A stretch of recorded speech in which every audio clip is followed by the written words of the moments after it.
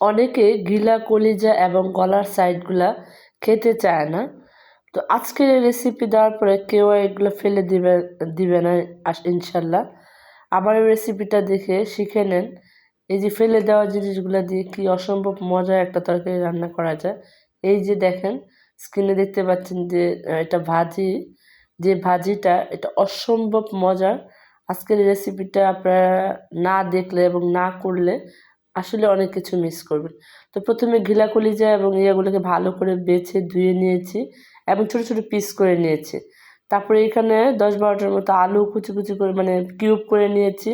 এখানে half KG বেগুন cube করে নিয়েছি, নিয়ে ভালো করে ধুয়ে এক সাইডে রেখে দিয়েছি। তো এখন প্রথমে হচ্ছে আমি এটা ননস্টিকের প্যান বলে আমি অল্প একটু তেল দিলাম। নর্মাল প্যান হলে একটু বেশি তেল দিয়ে নেবেন। এটা অল্প একটু তেল দিয়ে আমি আলুটাকে প্রথমে একটু হলুদ এবং লবণ দিয়ে এটাকে ভালো করে মিক্সড করে নেব। মিক্সড করে এটাকে একটু ভেজে নেব। এখন নতুন আলু, শীতে তো প্রচুর পরিমাণে নতুন আলু পাওয়া যাচ্ছে, আর নতুন আলু দিয়ে তো যে কোনো তরকারি করলেই অসম্ভব মজা হয়, আমার ভালো লাগে পার্সোনালি। তো যাই হোক, প্রথমে হচ্ছে আমি দেখতে পেলেন এখানে আমি কোনো ধরনের কোনো পানি ইউজ করব না। আলুটার মধ্যে হালকা পানি আছে, ওইটাই আমি পানিটাকে শুকিয়ে নিয়ে ভালো করে একটু ভেজে নেব। একদম কড়া ভাজার দরকার নেই, জাস্ট হালকা একটু একটু ব্রাউনিশ কালার হয়ে আসলে তখন এটাকে আমি নামিয়ে নিব। আমার মানে আলুটা ভাজা হয়ে গিয়েছে, এখন আমি নামিয়ে নিয়েছি। এখন আবার ওই ননস্টিকের ফ্রাই প্যানে হচ্ছে অল্প একটু তেল দিয়ে দিব, দিয়ে আমি বেগুনটা দিয়ে দিব। বেগুনটাও সেমভাবে একটু হলুদ এবং লবণ দিয়ে ভালো করে হচ্ছে ভেজে নেব। তো আমার আমার আনারস কুকিং স্টুডিওর যে ভিউয়ার্সটা আছে তারা অবশ্যই এটা একবার হলেও ট্রাই করবেন। আই হোপ এটা আপনাদের সবার কাছে খুব বেশি ভালো লাগবে। আমরা অনেক সময়ই দেখা যায় যে বাচ্চারা বা অনেকেই বড়রা অনেক সময় গলার অংশগুলো খেতে চায় না, কলিজাটা অনেক সময় খেতে চায় না। আপনি আমার এই রেসিপিটা ফলো করে যদি কলিজা, গিলা এবং মাথা, তারপরে গলা এই অংশগুলো দিয়ে আপনারা চাইলে মুরগির পিসও দিতে পারেন, কোনো সমস্যা নেই। এইগুলো দিয়ে যদি এই আজকের রেসিপিটা ফলো করে রান্না করেন, দেখবেন সবাই এটা বারবার খেতে চাবে। তো যাই হোক, আমার হচ্ছে বেগুনটাও ভাজা হয়ে গিয়েছে, আমি উঠিয়ে নিয়েছি। তারপর হচ্ছে আমি পরিমাণ মতো তেল দিয়ে এখানে 1 কাপ পেঁয়াজ কুচি দিয়েছি, দিয়ে হচ্ছে ভালো করে ভেজে দিচ্ছি এটাকে।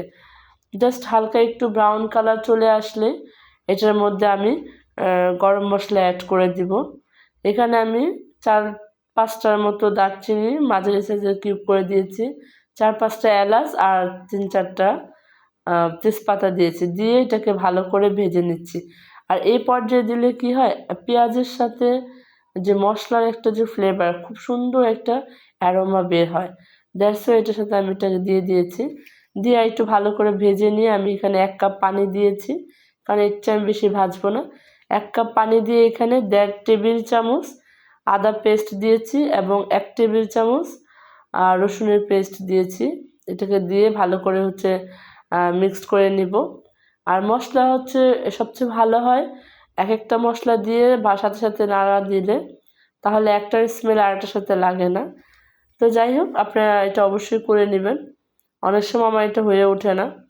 তো এখানে হচ্ছে আমি একটু ভালো করে মিক্সড করে নিয়ে এখানে 1.5 চা চামচ হচ্ছে হলুদের গুঁড়া দিয়েছি, মরিচের গুঁড়া আমি 4 চা চামচ দিয়েছি এবং চামচটা উঁচু করে আমি 4 চা চামচ দিয়েছি। আপনারা ঝালটা কম বেশি করে নিতে পারেন আপনাদের ইচ্ছা অনুযায়ী। এখানে ধনিয়ার গুঁড়া দিয়েছি 1 চা চামচ, জিরার গুঁড়া দিয়েছি 1 চা চামচ এবং লবণ পরিমাণ মতো দিয়ে মশলাটাকে একটু কষিয়ে নিব, যাতে মশলার যে কাঁচা একটা স্মেল এটা যাতে চলে যায়। তো আমার মশলাটা একদম কষানো মানে অল্প একটু কষানো হয়ে গেলেই তারপরে এর মধ্যে হচ্ছে আমি মুরগিটা দিয়ে দিব। তো মুরগিটা দিয়ে ভালো করে হচ্ছে এটাকে আমি কষিয়ে নিব। এই মুরগির মধ্যে একটু পানি আছে, ওই পানিটা থেকে আরেকটু পানি বের হবে, তখন এটা দিয়েই আমি হচ্ছে ভালো করে কুক করে নেব। এখানে আমি এক্সট্রা কোনো পানি অ্যাড করছি না। এখন আমি ঢাকনাটা ঢেকে দিয়েছি। যখন ঢাকনা দিয়ে ঢেকে দিব কতক্ষণ পরে এরকম পানি উঠে আসবে যখন, আমি এই পানিটা দিয়ে এটা দিয়ে কুক করে নেব। অল্প একটু পানি অ্যাড করব, মানে নামমাত্র একটু পানি আমি পরবর্তীতে অ্যাড করব। এখন পর্যন্ত এই পানিটা দিয়ে আমি কুক করে নিচ্ছি। এই যে আপনারা স্ক্রিনে দেখতে পাচ্ছেন আমি হাফ কাপের চেয়েও একটু কম পানি অ্যাড করেছি। আর এটা হচ্ছে আমার ননস্টিকের ফ্রাই প্যান, এখানে এর জন্য পানি বা তেল একটু কম লাগছে। আপনার নর্মাল প্যানে করলে এখানে আপনারা 1 কাপ বা হাফ কাপের মতো পানি অ্যাড করে এটাকে অবশ্যই মাংসটাকে ভালো করে রান্না করে নেবেন। যখন মুরগিটা ভালো করে হয়ে আসবে ঠিক তখন হচ্ছে আমি আলুটা দিয়ে দিব।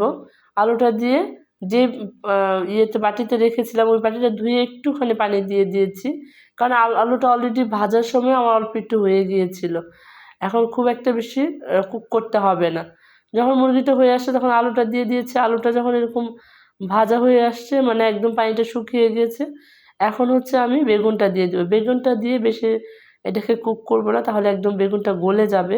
কোনো কিছু গলানো যাবে না, এরকম আস্তে আস্তে রাখতে হবে, আলতো হাতে নেড়ে। আমি বেগুনটা দিয়েও কিন্তু অল্প একটু পানি দিয়েছি, যে বাটিতে ছিল ওই বাটিটা ধুয়ে অল্প একটু পানি দিয়েছি। এটা দিয়ে তারপর হচ্ছে কতক্ষণ ঢাকনা দিয়ে রান্না করব। এই যে আপনারা দেখতে পাচ্ছেন যে আমার অলমোস্ট রান্না হয়ে গিয়েছে, আমার পানি টানি শুকিয়ে গিয়েছে এবং একটা ঝরঝরে একটা ভাব আছে। তো এটা দিয়ে বেশিক্ষণ রান্না করব না।